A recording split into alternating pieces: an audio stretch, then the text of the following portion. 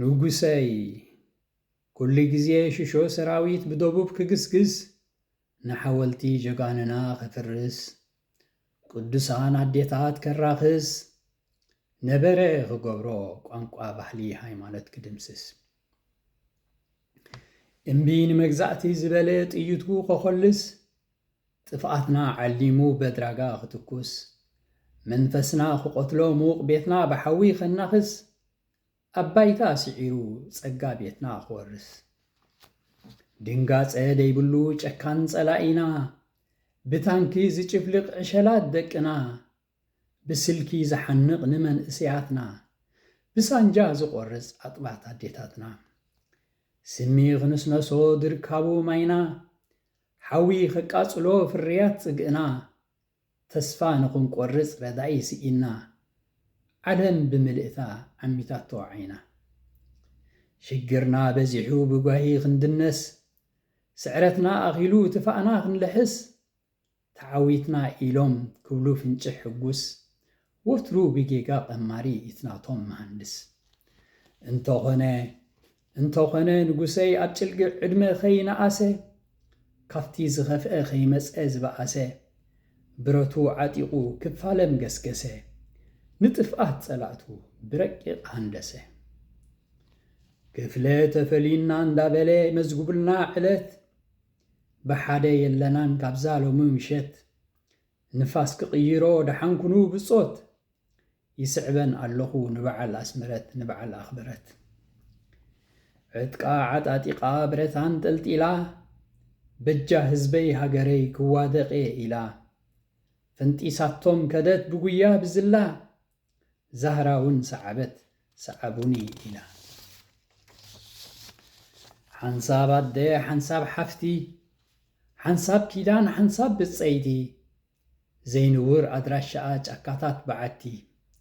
ሓንቲ ዛ ትንፋሳ ድርብርብ መስዋእቲ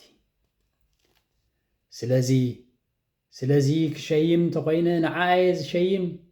ብጉዳይ ሃገራ ዘይትብል ጉሪምሪም ጸኒዓ ተጽንዕ ርዒማ ተርዕም ብልሒ ጸላእትና ብብልሓ ተጉድም ክሸይም ተኾይነ ንዓየ ዝሸይም ቅድሚ መርዓ ሕጹኖት ሃገራ ተቐድም ኣነውን ቅድሚ ኻልእ ንዓየ ዘቐድም ጽኑዕ ቓል ኪዳና ብደማ ትፍርም መን ምጸልአብ ዓለም ክነብር ላዕልን ታሕትን ኢሉ ናብርኡ ኸመቅር ሓንሳብ ትጽንሓለይ ኢልካ ዘይስገር ግዜ ዝጠለቦ ኾይኑ ጉዳይ ሃገር ጸልማትና ኽብርህ ጸልማት ዝነቐለ ሽደንውን ተበገሰ ሒዝዎ ንማእኸለ ዕረ እንዳጣዓሞ ስድራ ዘይዓንገለ ምልምል ናይ ጋንትኡ ብማዕዶ ዝልለ መን ኣሎ መስዋእቲ ዝወስዶ ኸም ንቡር ጉድጓዱ ብቑመቱ ዓቂኑ ዝፍሕር እንተሲ ቓሉ ኸየዐብር ወላሲ ናጽነት ከበስር መስዋእቲ ኸይድዋ ኣትይዋ መቓብር ስለዚ ኸንግስ ተኾይነ ንዑየ ዘንግስ እቲ ምንታይ ንስዩ ጐረሮ ዘተርክስ ንስዩ ንልቢ ዘረስርስ ብሳሉ ኢና ጥዑም ንፋስ ነስተንፍስ ከንግስ ተኾይነ ንዑየ ዘንግስ ብሉፅ ህያብ ዓጽመ ሥጋ ዝልግስ ንትንፋስ ብትንፋስ ዝወሓስ